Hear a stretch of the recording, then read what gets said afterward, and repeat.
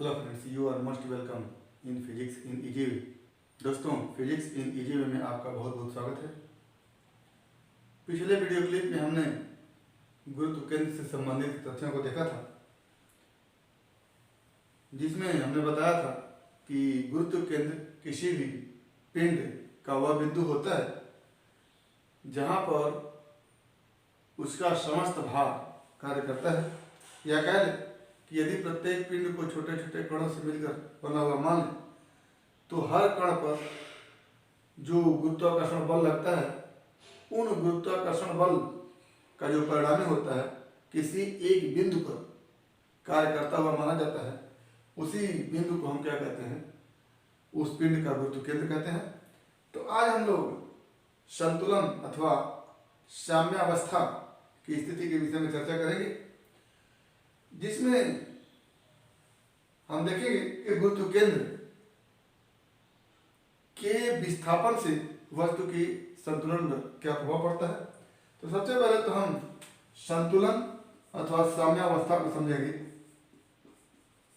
संतुलन अथवा साम्यावस्था।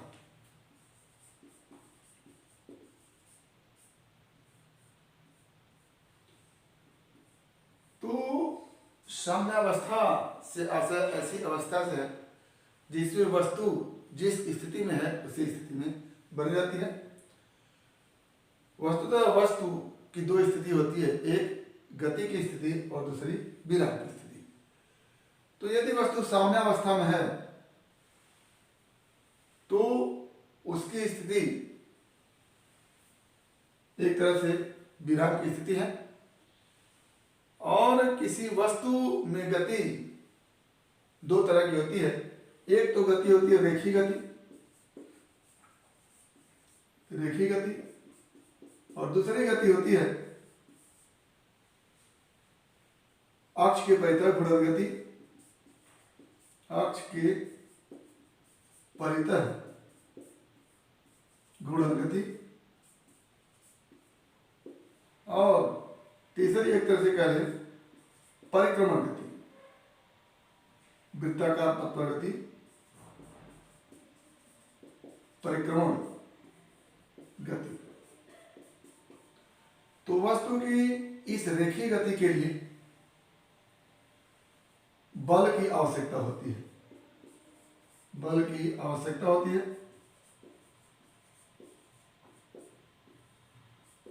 और इस गति के लिए अक्ष के परितः घूर्णन गति के लिए बल आघूर्ण की आवश्यकता होती है। बल आघूर्ण की आवश्यकता होती है। और परिक्रमण गति के लिए अभिकेंद्र बल की आवश्यकता होती है। अभिकेंद्र बल की आवश्यकता होती है। और यह बल वस्तु के गति की दिशा के लंबवत लगता है। तो यहाँ पर हम इस रेखीय गति एवं अक्ष के परितः घूर्णन गति के संदर्भ में अगर देखना चाहें तो देखेंगे कि यदि बल लग रहा है तो वस्तु में रेखीय गति होगी। दूसरा, यदि बल आघूर्ण लग रहा है तो वस्तु में घूर्णन गति होगी। ऐसी स्थिति में यदि ये दोनों बल न लग रहे हों, ये दोनों बल न लग रहे हों, तो वस्तु में न तो रेखीय गति होगा न तो घूर्णन गति होगा। या कह लें यदि अभिकेंद्र बल भी न लग रहा हो तो वस्तु में किसी प्रकार की गति नहीं होगी और वस्तु संतुलन की अवस्था में होगा। तो यहां से हम एक निष्कर्ष पर पहुंचते हैं कि यदि किसी वस्तु पर लगने वाला परिणामी बल शून्य हो, या फिर कह लें कि किसी वस्तु पर लगने वाले बल आघूर्ण का बीजगणितीय योग शून्य हो, तो वस्तु न तो रेखीय गति करेगी और न तो घूर्णन गति करेगी। तो इस अवस्था में वस्तु जब होती है तो कहते हैं कि वस्तु संतुलन की अवस्था में है या साम्यावस्था में है। यानी यदि किसी वस्तु पर लग रहे समस्त बलों का योग शून्य हो या परिणामी शून्य हो, साथ ही लग रहे समस्त बल आघूर्णों का परिणामी शून्य हो, तो वस्तु संतुलन की अवस्था में होगी। तो वस्तु के संतुलन की अवस्था में होने के लिए हमारे पास दो शर्त है। पहला, उस वस्तु पर लग रहे बल का परिणामी शून्य हो, और दूसरा, वस्तु पर कार्य कर रहे समस्त बल आघूर्णों का परिणामी क्या हो, शून्य हो, तो वस्तु संतुलन की अवस्था में रहेगी। तो इस तरह से हम संतुलन की अवस्था में वस्तु कब रहेगी उससे संबंधित हम परिभाषा लिखते हैं कि यदि किसी वस्तु पर लग रहे समस्त बलों का परिणामी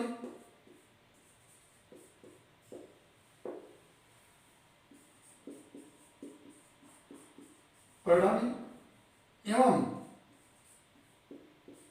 किसी अक्ष के परितः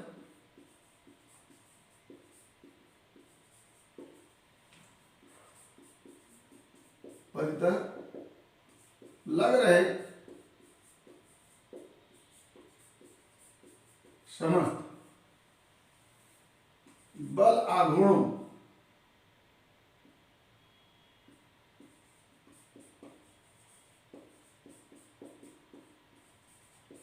का परिणामी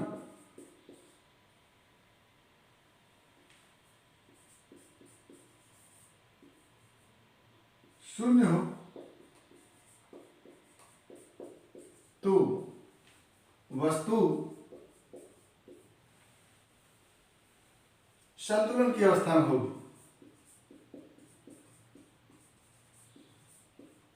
संतुलन की अवस्था में होगी,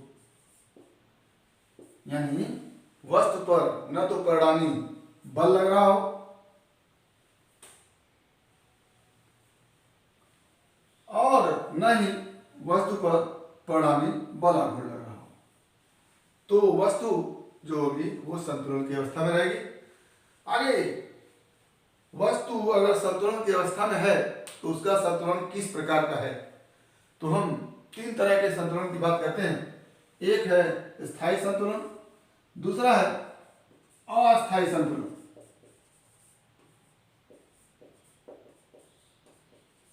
और तीसरा है उदासीन संतुलन।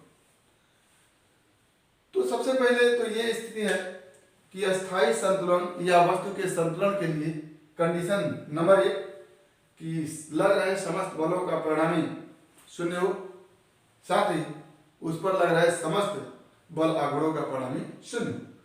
तो नंबर 1 शर्त कि बल का परिणामी एवं बल आघूर्ण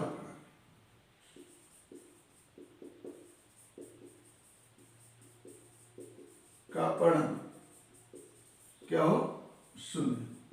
ये पहला कंडीशन। और दूसरा कंडीशन ये होता है कि वस्तु का जो गुरुत्व केंद्र है, यहीं से इस चैप्टर के गुरुत्व केंद्र से संबंधित है संतुलन की बात होती है कि इस वस्तु के संतुलन में गुरुत्व केंद्र का क्या रोल होता है। तो यहां पर हम वस्तु के संतुलन के स्थिति में होने के लिए एक कंडीशन और लिखेंगे कि गुरुत्व केंद्र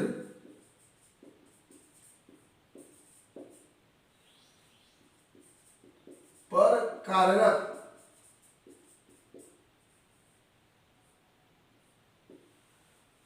गुरुत्वाकर्षण बल की क्रिया रेखा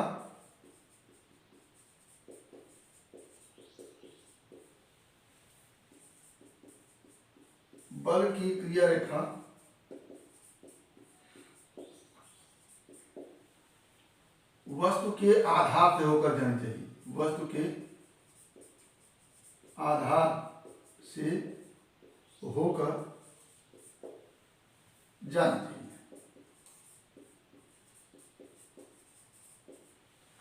जैसे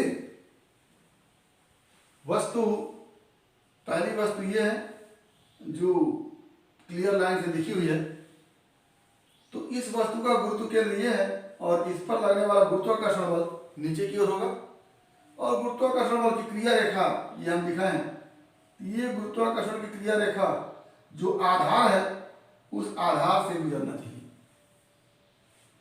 तो ये गुरुत्वाकर्षण बल की क्रिया रेखा कहाँ से गुजर रही, आधार से गुजर रही है। या इसको छोटे में कह सकते हैं कि गुरुत्वाकर्षण बल से खींची गई ऊर्ध्वाधर रेखा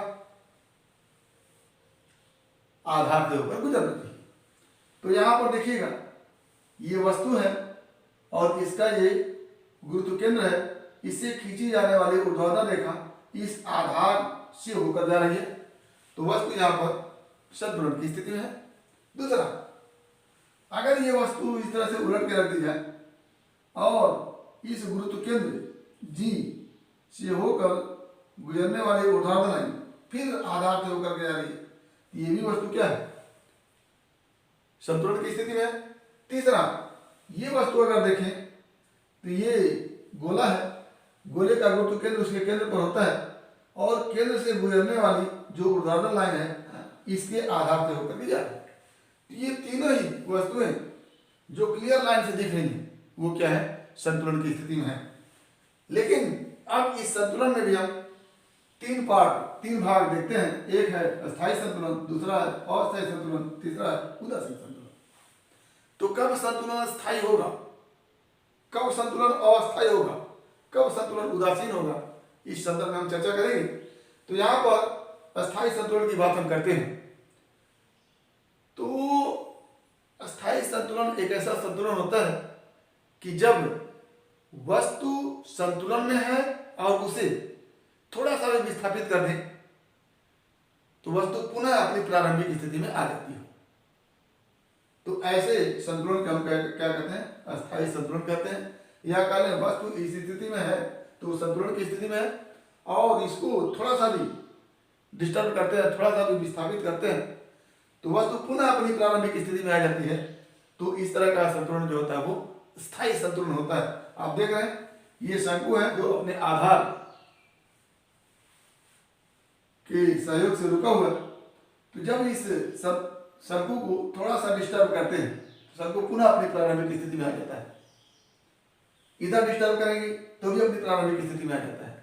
तो ऐसी स्थिति में ये जो संतुलन इसका है स्थायी है, इसमें परिवर्तन नहीं होने वाला है। तो यह संतुलन क्या हो जाता है, स्थायी संतुलन हो जाता है। इसको लिखिएगा कि यदि वस्तु इस प्रकार के संतुलन में है कि उसको उसके प्रारंभिक स्थिति से थोड़ा भी विस्थापित करने पर वह अपने प्रारंभिक स्थिति में आ जाती है, तो इस प्रकार का संतुलन क्या होता है, अस्थायी संतुलन होता है। तो कब वस्तु अस्थायी संतुलन में होगी उसको जानने के लिए हम देखते हैं कि वस्तु को विस्थापित करने पर यदि गुरुत्व केंद्र ऊपर की ओर जाता हो तो समझ लीजिए कि वस्तु अस्थायी संतुलन में है। जैसे ये गुरुत्व केंद्र है, जब इस वस्तु को इस तरह से डिस्प्लेस करते हैं, विस्थापित करते हैं तो गुरुत्व केंद्र धीरे धीरे यहां पहुंच जाता है। अब जब यहां पहुंच जाता है तो आप देख रहे हैं कि गुरुत्व केंद्र ये थोड़ा सा नीचे पड़ जा रहा है, ये गुरुत्व केंद्र ऊपर पड़ जा रहा है। यानी गुरुत्व केंद्र ऊर्ध्वाधर विस्थापित हो रहा है और जब ऊर्ध्वाधर ऊपर की ओर गुरुत्व केंद्र विस्थापित होता है तो पुनः गुरुत्व केंद्र पर लगने वाला गुरुत्वाकर्षण बल, जिसको आप mg कहते हैं, गुरुत्वाकर्षण बल पुनः उसको अपनी प्रारंभिक स्थिति में लाने का प्रयास करता है। और जब इस पर लगने वाला गुरुत्वाकर्षण बल उसको प्रारंभिक स्थिति में ला देता है तो वस्तु पुनः प्रारंभिक अवस्था में चली जाती है।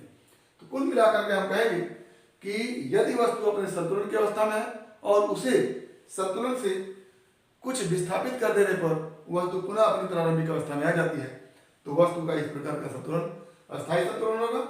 और यह तब होता है जब वस्तु को विस्थापित करने पर उसका गुरुत्व केंद्र ऊर्ध्वाधर ऊपर की ओर उड़ता हो। तो ये गुरुत्व केंद्र है और जब इसको विस्थापित किए तो ये गुरुत्व केंद्र इस ऊंचाई से इस लेवल से इस लेवल पहुंच गया। ये लेवल है प्रारंभिक और ये लेवल है अंतिम। तो क्या हुआ कि गुरुत्व केंद्र अपने प्रारंभिक लेवल से ऊंचा उठ गया और ऊपर उठ गया। तो जब गुरुत्व केंद्र प्रारंभिक लेवल से और ऊपर उठ गया तो इस तरह से कहें कि इसकी स्थितिज ऊर्जा में वृद्धि हो गई। और वस्तु संतुलन में तब रहता है जब उसकी स्थितिज ऊर्जा न्यूनतम होती है। तो यहाँ पर वस्तु की स्थितिज ऊर्जा कम है, यहाँ पर ज्यादा है। तो ऐसी स्थिति में वस्तु की स्थिर ऊर्जा जब कम होगी उसी स्थिति में वो संतुलन में रहेगा। तो गुरुत्व केंद्र के ऊपर उठने से गुरुत्व केंद्र की स्थिर ऊर्जा या वस्तु की स्थिर ऊर्जा में क्या हो जाती है, वृद्धि हो जाती है और वस्तु पुनः अपनी प्रारंभिक न्यूनतम स्थिर ऊर्जा की स्थिति में आता है और वह अस्थायी संतुलन में चला आता है। तो अस्थायी संतुलन की परिभाषा को अगर लिखना चाहें तो पहले तो हम लिखेंगे संतुलन 3 प्रकार का होता है।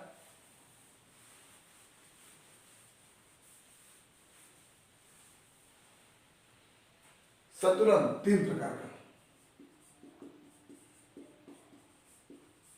संतुलन के 3 प्रकार कौन कौन? स्थायी और अस्थायी और उदासीन। तो स्थायी संतुलन में आप देखें कि यदि वस्तु की संतुलन की अवस्था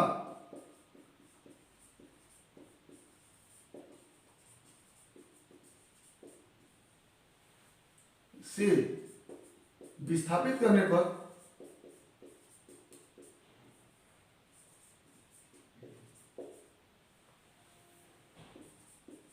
वस्तु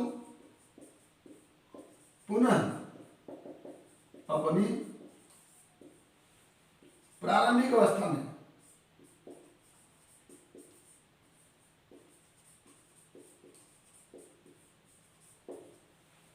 आ जाती है,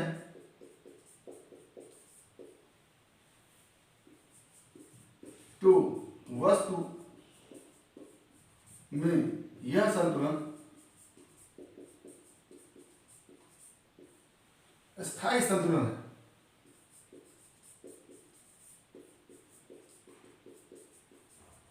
संतुलन है।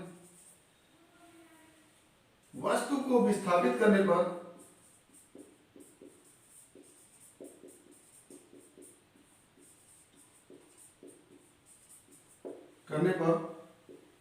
गुरुत्व केंद्र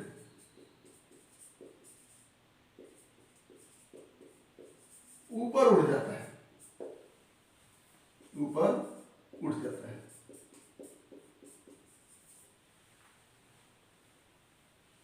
तो ये हो गया अस्थायी संतुलन। यदि इस वस्तु को थोड़ा सा विस्थापित कर दिए तो गुरुत्व केंद्र के ऊपर उठने के कारण उस पर गुरुत्वाकर्षण बल लगता है, पुनः वह नीचे चला आता है और वस्तु अपनी प्रारंभिक अवस्था में चली आती है। तो इस प्रकार का संतुलन क्या हो गया? अस्थायी संतुलन हो गया। और ये उदाहरण है, एक शंकु अपने आधार के बल पर स्थिर है, संतुलन में है, और जब इसको थोड़ा सा विस्थापित करते हैं तो इसका गुरुत्व केंद्र ऊपर उठता है और पुनः गुरुत्व केंद्र पर लगने वाला गुरुत्वाकर्षण बल उसको खींच करके कहाँ लाता है, नीचे लाता है और वस्तु अपनी प्रारंभिक अवस्था में चला आता है। दूसरा है अस्थायी संतुलन। ये अस्थायी संतुलन, यदि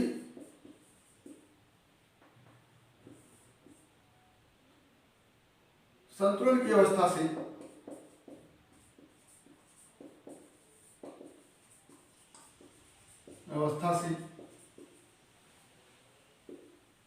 वस्तु को विस्थापित करने पर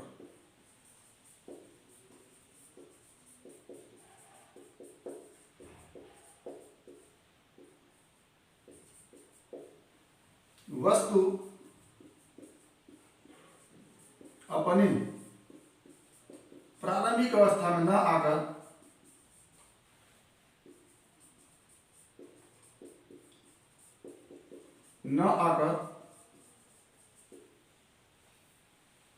नई अवस्था में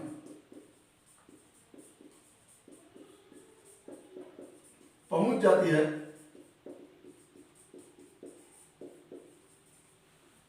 तो वस्तु के इस प्रकार के संतुलन को अस्थायी संतुलन कहते हैं।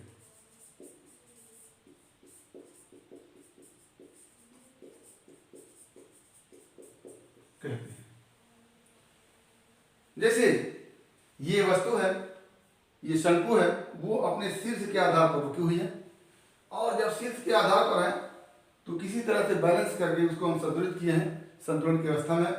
जब इसको थोड़ा सा विस्थापित करते हैं वो अपनी नई अवस्था में आ जाती है, वो नई अवस्था में आके गिर जाती है। यानी इस प्रकार का संतुलन जो किसी तरह से हम संतुलित किए थे वो अस्थायी था, थोड़ा सा ही विस्थापित करने पर वस्तु क्या हो गई, नीचे की तरफ गिर गई। तो ऐसी स्थिति में हम देखते हैं कि इसका गुरुत्व केंद्र पहले तो यहाँ था, लेकिन थोड़ा सा विस्थापित किए तो अब गुरुत्व केंद्र यहाँ आ गया। गुरुत्व केंद्र पहला नया ऊंचाई पर था, अब गुरुत्व केंद्र इस लेवल से नीचे आ गया। और आप जानते हैं कि जब विस्थापित होने पर गुरुत्व केंद्र लेवल से नीचे आता है तो वस्तु अपनी नई अवस्था में ही बने रहना चाहती है। तो थोड़ा सा डिस्टर्ब किए, गुरुत्व केंद्र नीचे आ गया, और डिस्टर्ब होगा तो और नीचे आएगा, और डिस्टर्ब होगा तो और नीचे आएगा। इस तरह से लगातार इसके नई स्थिति में गुरुत्व केंद्र क्या है, लगातार नीचे आ रहा है। और वस्तु का गुरुत्व केंद्र अगर लगातार नीचे आ रहा है तो इसका मतलब कि वस्तु अपनी नई अवस्था में लगातार आएगी, यानी वस्तु धीरे धीरे धीरे धीरे गिर जाएगी। तो यदि वस्तु के संतुलन की अवस्था में वस्तु को विस्थापित करने पर अपनी प्रारंभिक अवस्था में न आकर के एक नई अवस्था में पहुंच जाती है तो वस्तु के इस प्रकार के संतुलन को अस्थायी संतुलन कहेंगे। अगला, और इस संतुलन में हम क्या देखेंगे, गुरुत्व केंद्र नई अवस्था में प्रारंभिक अवस्था की क्या हो रही है, नीचे जा रही है। क्या लिखेंगे, इस संतुलन में विस्थापित करने पर वस्तु का गुरुत्व केंद्र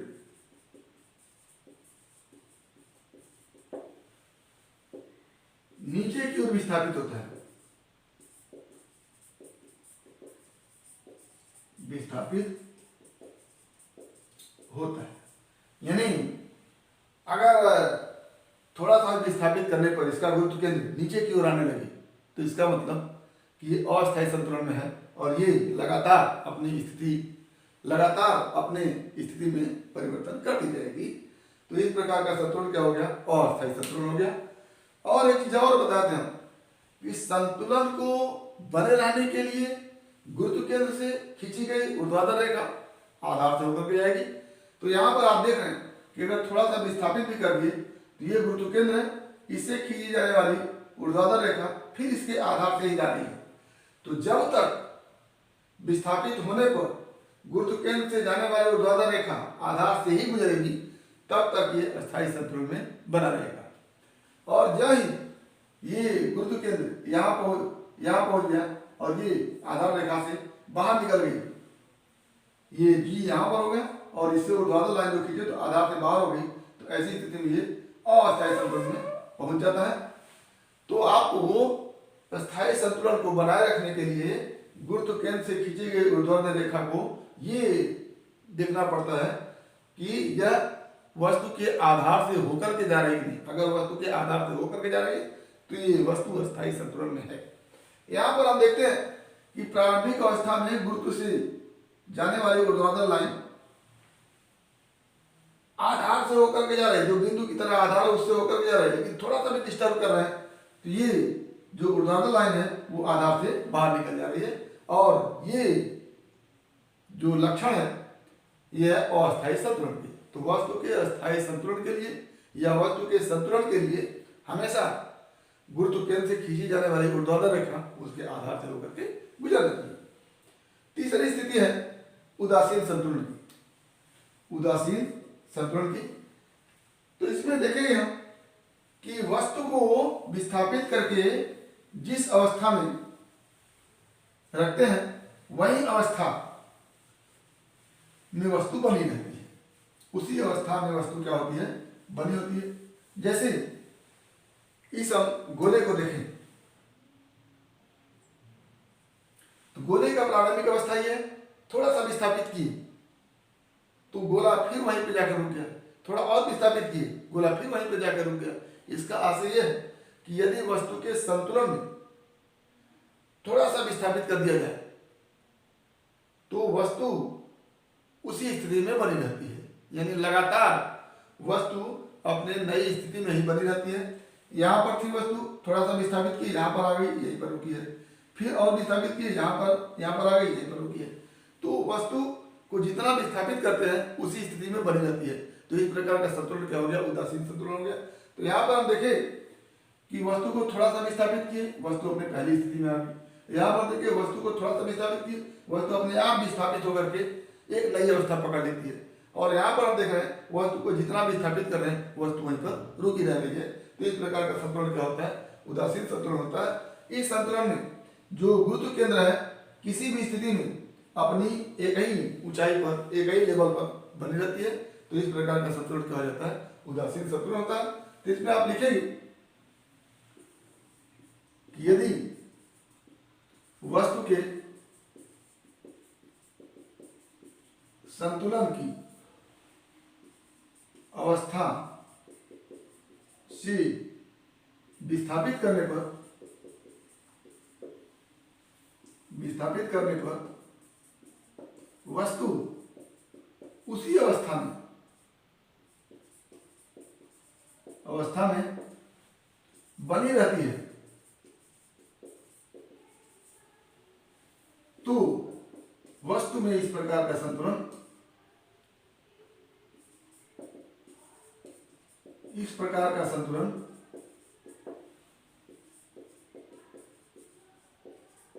उदासीन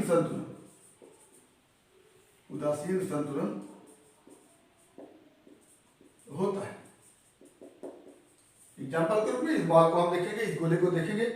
गोला इस स्थिति में है, थोड़ा सा विस्थापित कर दिया, फिर नई स्थिति में बना रहा, फिर थोड़ा सा विस्थापित कर दिया, फिर नई स्थिति में बना रहा। यानी जिस स्थिति में हम उसको विस्थापित कर रहे हैं उसी स्थिति में बना रहा है। तो इस प्रकार के संतुलन क्या कहेंगे, उदासीन संतुलन कहेंगे। इस संतुलन में वस्तु को विस्थापित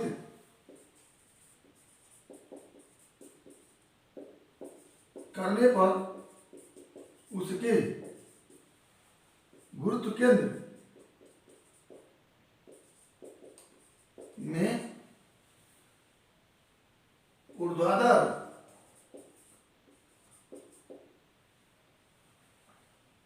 विस्थापन नहीं होता।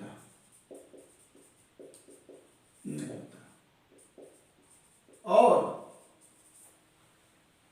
गुरुत्व केंद्र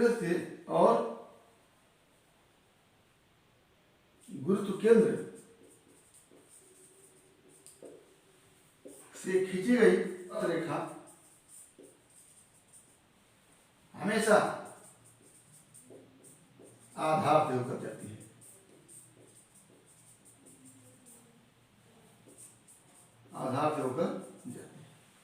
ये हमारा हो गया उदासीन संतुलन। इसमें जब भी गुरुत्व केंद्र से ऊर्ध्वाधर रेखा खींचेंगे वो आधार से ही होकर के जाएगी। तो ये हमारे अस्थायी संतुलन, अस्थायी संतुलन एवं उदासीन संतुलन है। आगे हम संतुलन से संबंधित कुछ उदाहरण को देखेंगे।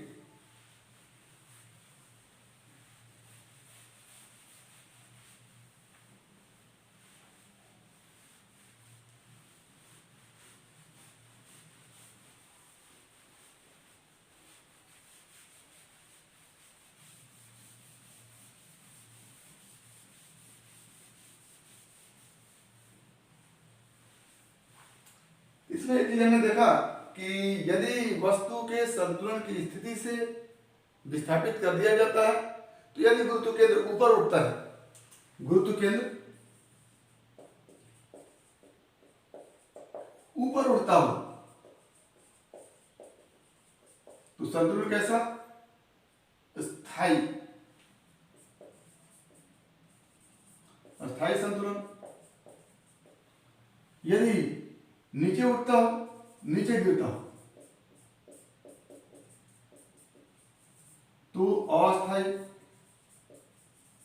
और विस्थापन शून्य हो, यदि गुरुत्व केंद्र में ऊर्ध्वाधर विस्थापन न हो तो उदासीन संतुलन। ये तीन स्थिति को हमको देखना। कुल मिलाकर के हम ये कहेंगे कि यदि गुरुत्व केंद्र जितना नीचे से नीचे रहे उतना ही वस्तु संतुलन की स्थिति में है। ज्यों गुरुत्व केंद्र ऊपर जाता है वस्तु में संतुलन कैसा हो जाता है, स्थायी संतुलन, और नीचे जाता है तो अस्थायी संतुलन, और वस्तु के गुरुत्व केंद्र में ऊर्ध्वाधर विस्थापन नहीं होता है तो ऐसी स्थिति में उदासीन संतुलन। कुल मिलाकर के यदि वस्तु का गुरुत्व केंद्र नीचे की तरफ है तो संतुलन क्या है, अस्थायी है। जितना ही नीचे रहेगा उतना ही अस्थायी संतुलन होगा, यानी उसी स्थिति में वस्तु बनी रहना चाहेगी। उसको जब उठाएंगे तो वो पहली स्थिति में आ जाएगी। तो पहला उदाहरण हमारा है कि 2 मंजिले बस है, उसमें नीचे की तरफ, नीचे वाले मंजिले में ज्यादा यात्री बैठने की सलाह दी जाती है ताकि पूरे यात्रियों का जो गुरुत्व केंद्र है वो ज्यादा से ज्यादा नीचे की ओर है और गुरुत्व केंद्र से खींची गई ऊर्ध्वाधर लाइन उसके आधार से होकर के जाए। तो इस तरह से 2 मंजिले बस में निचले मंजिल में ज्यादा यात्रियों को बैठाने की सलाह दी जाती है ताकि उसका गुरुत्व केंद्र ज्यादा नीचे रहे और बस अस्थायी संतुलन की स्थिति में। दूसरा, गोंद रखने वाला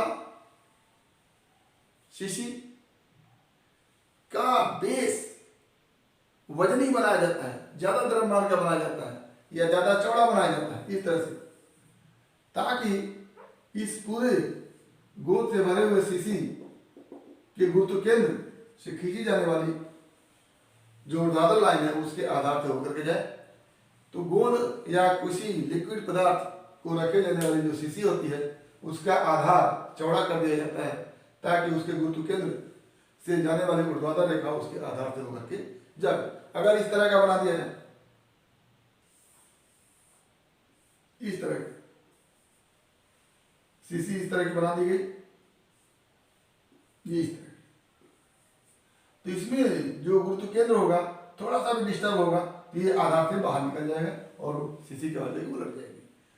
तो दूसरा उदाहरण रहा कि गोंद अथवा अन्य लिक्विड पदार्थ को रखी जाने वाली शीशी का आधार इसलिए चौड़ा कर दिया जाता है कि गुरुत्व केंद्र से खींची जाने वाली ऊर्ध्वाधर लाइन जो है उसके आधार से होकर के जाए और वह संतुलन की स्थिति में है।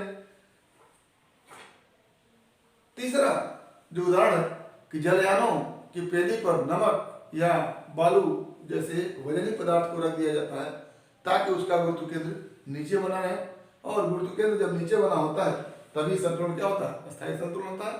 तो जलयान या नाव की पेदी में पहले तो पेदी को चौड़ा बनाया जाता है, दूसरा उसकी पेदी में वजनी पदार्थ बालू नमक आदि रख दिया जाता है ताकि उसका गुरुत्व केंद्र ज्यादा नीचे रहे और वो क्या हो, स्थायी संतुलन की स्थिति में हो।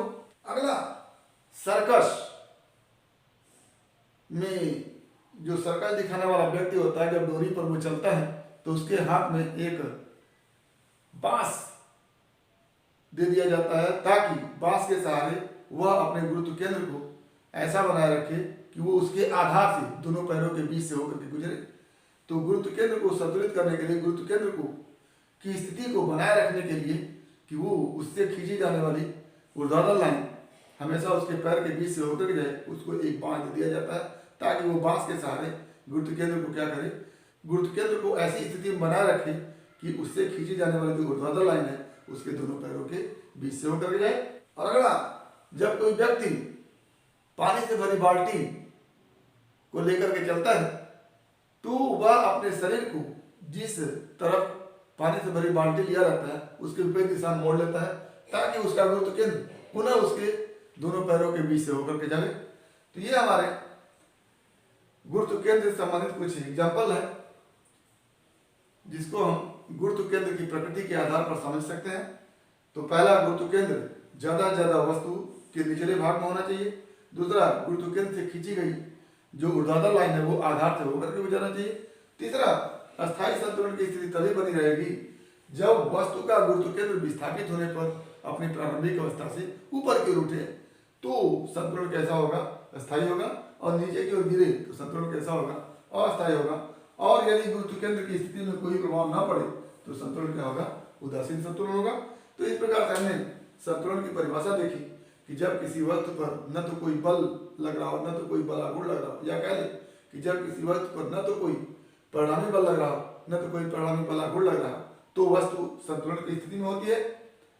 और ये संतुलन 3 प्रकार के होते हैं, अस्थायी, अस्थायी और उदासीन संतुलन। तो अस्थायी संतुलन वो जब वस्तु को विस्थापित कर देने पर भी वस्तु अपनी प्रारंभिक स्थिति में चली जाती है, तो ऐसा संतुलन क्या होता है, अस्थायी संतुलन। और जब वस्तु को विस्थापित करने पर वस्तु अपनी प्रारंभिक स्थिति में न आकर भी किसी नई स्थिति में चली जाती है, तो ऐसा संतुलन अस्थायी संतुलन। और जब वस्तु को थोड़ा सा विस्थापित करने पर वस्तु अपने उसी स्थिति में पुनः उसी नई स्थिति में पुनः बनी रहती है, किसी और नई स्थिति को नहीं पकड़ लेती है, तो ऐसा संतुलन जो है उदासीन संतुलन होता है। तो उम्मीद करते हैं कि ये टॉपिक आपको समझ में आया होगा। और यदि किसी प्रकार की कोई समस्या हो तो हमारे YouTube चैनल के कमेंट बॉक्स में कमेंट करेंगे या फिर हमारे व्हाट्सएप नंबर पर कॉल करके अपनी समस्या का समाधान करेंगे। यदि वीडियो क्लिप पसंद आया तो प्लीज़ लाइक करेंगे, शेयर करेंगे, साथ ही हमारे YouTube चैनल को सब्सक्राइब करेंगे, ताकि इस तरह के वीडियो क्लिप का नोटिफिकेशन आपको मिलता रहे और आपकी फिजिक्स की तैयारी होती रहे। तो आज बस इतना ही। अगला टॉपिक अगले वीडियो क्लिप में एक बार फिर आपके भविष्य के लिए बेस्ट आपको।